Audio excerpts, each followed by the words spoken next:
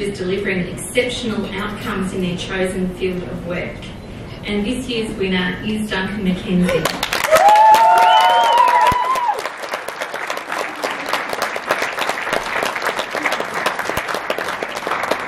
Duncan's 16-year career has resulted in some outstanding achievements, including implementing a formal approach to medicines reconciliation to Tasmania, launching an antimicrobial stewardship program which became the template for other hospitals nationally to follow. And Duncan has held the position of pharmacy site manager at the Royal Hobart Hospital for nearly 10 years. He's one of the most highly regarded clinician leaders of any discipline at the hospital. But this is about this year's achievements. In 2020, Duncan's initiative, generosity and experience was instrumental in ensuring that the Tasmanian community had access to medicines required to intubate, ventilate, treat and palliate patients with COVID-19. He also played a key role in the national pharmaceutical response. In addition, his actions highlighted the value of pharmacy as a profession. Duncan was amongst the first in our state to sound the alarm and present to our Emergency Command Centre on the need to secure stock holdings of medicines for COVID-19. This was the first time a pharmacist had presented to the ECC. Duncan worked with a multidisciplinary team of intensivists, anaesthetists, pharmacists and operations staff across the state to rapidly develop a model for identifying, obtaining and monitoring levels of pharmaceuticals required to treat critically ill patients.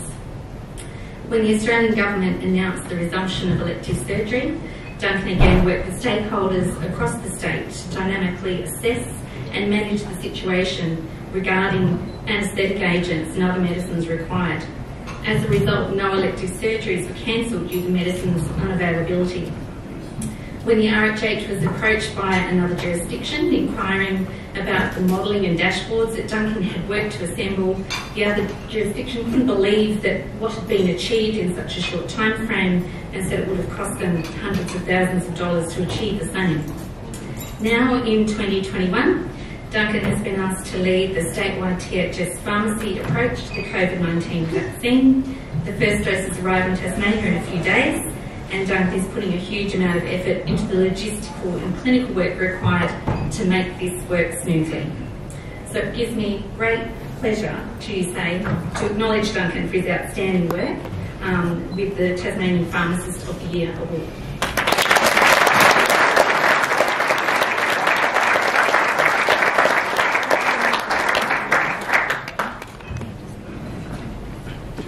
Thanks, Mon, for the opportunity to say a few words.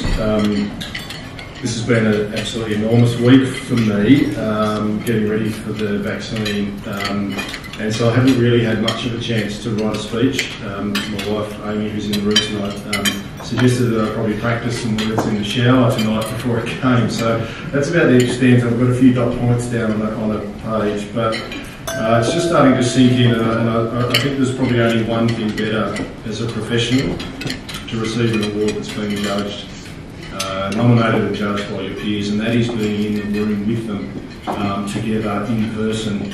And it's a very rare gift that we live in a part of the world where we're able to do this.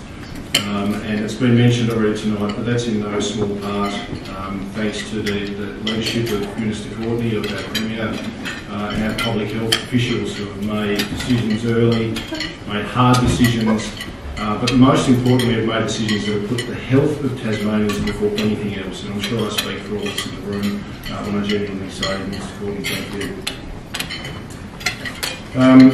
I'd also like to acknowledge Jack and everyone else in the northwest coast of Tasmania. You've heard that I've been very involved in this pandemic, but a lot of my involvement in this pandemic has been in a fairly safe, comfortable office. I have not lived and breathed, I have not been right at the very heart of the coalface like many of you have been.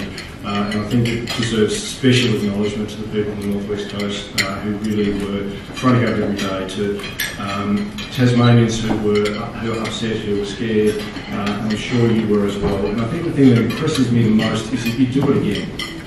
You do it again if your community needs it. You do it again tomorrow if they did. Thanks always to the organisers. The Pharmacy Awards, the Pharmacy Dinner happens each year. I've been involved in many different forums. I've been the MC of this awards night in the past. I've been on the organising committee, the judging committee. It's always a wonderful event, and it's true. I'm very blessed in Tasmania that we can all get together and enjoy ourselves. We often have some differences of opinions in the way that we approach the profession, but ultimately we all have the same interests at heart, and that is delivering optimised medicines care for our patients.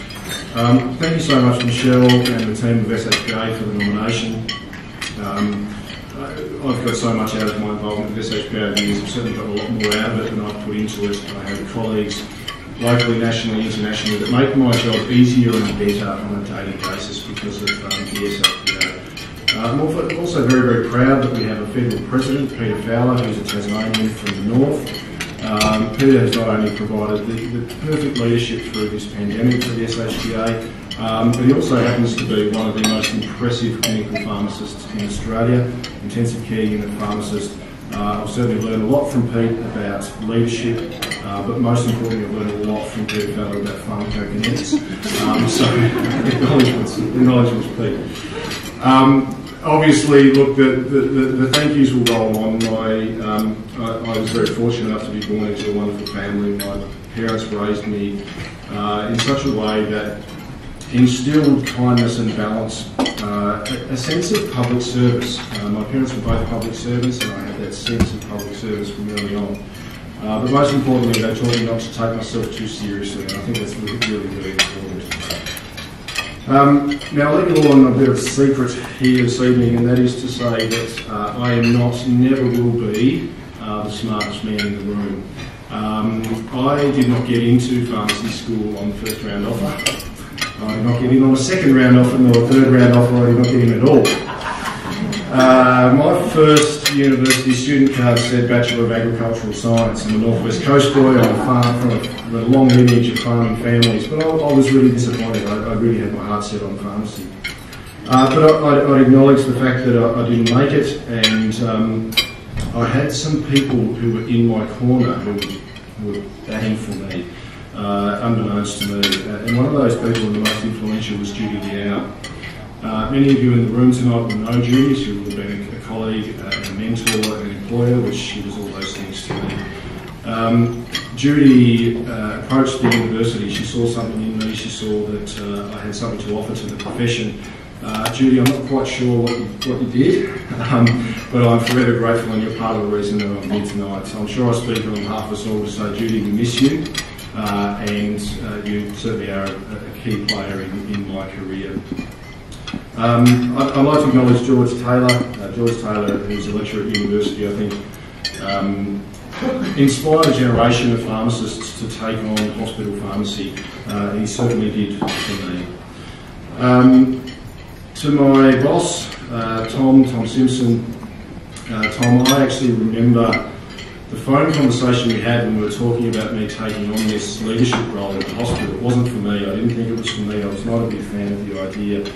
But Tom talked me around, and he got me in on his vision. I agreed with his vision. I agreed on his leadership. And I remember very clearly Tom saying to you on that phone call, Tom, I'll give you 12 months. That was 11 years ago, and I'm still here today. And Tom, I can give you that same guarantee. I'll give you another 12 months. Camille Boland, I mentioned earlier that I'm never the smartest man in the room. That's usually because Camille is in the room with me. Camille Boland is the clinical pharmacy manager at the Royal for many, many years. She's now stepped into a statewide clinical leadership role and has really helped to grow hospital pharmacy clinical services in Tasmania. Camille, I acknowledge you. To the entire team at the Royal Hobart Hospital, look, we are extremely fortunate in Tasmania. The Royal Hobart Hospital offers services to our patients that are as good as any other hospital you could go to in Australia.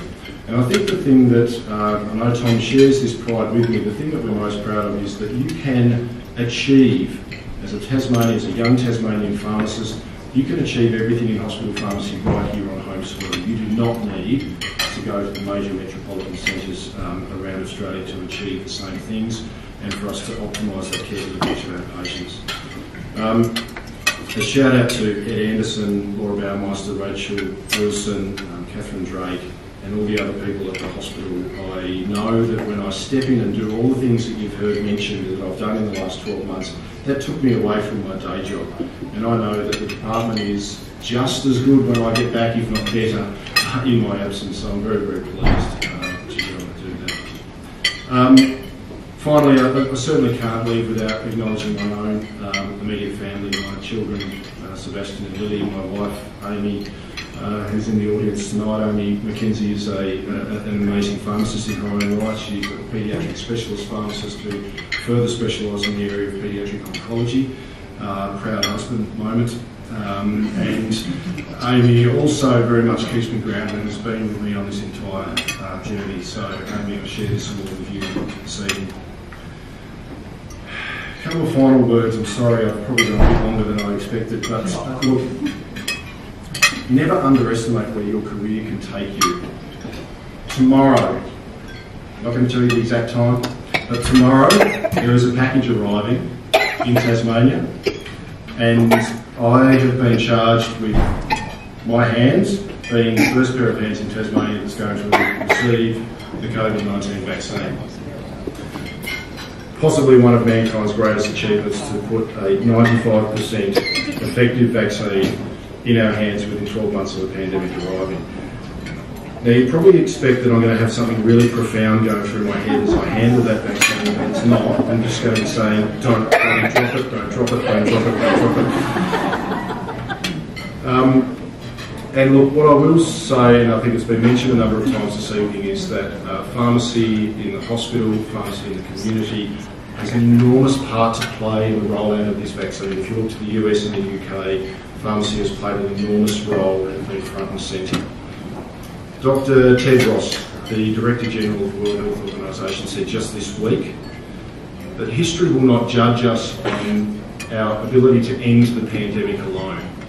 It will judge us on what we learn, on what we change, and on the world we leave for our children. And I truly believe that pharmacy has an enormous part to play. We're not just part of this process, we should be leading this process. Thank you very much.